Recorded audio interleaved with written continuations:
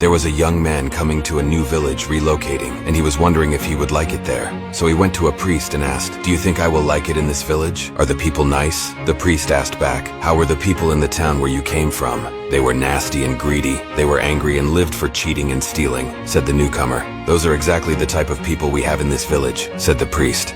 A day later, another newcomer to the village visited the priest and asked the same question, to which the priest asked, "How were the people in the town where you come from?" "They were sweet and lived in harmony. They cared for one another and respected each other," he replied. "Well, those are exactly the type of people we have in this village," said the priest. A young boy who was sitting both days in the church was confused and asked the priest, "Why did you answer differently yesterday?" The priest answered, "Whatever you see in the world will see in you. See hope, see good, see love, and the world will see the same in you. But if you only see the nasty and greedy part of people, that is what they will see in you. So be good to the world, give love to the world, and the world will give it back to you."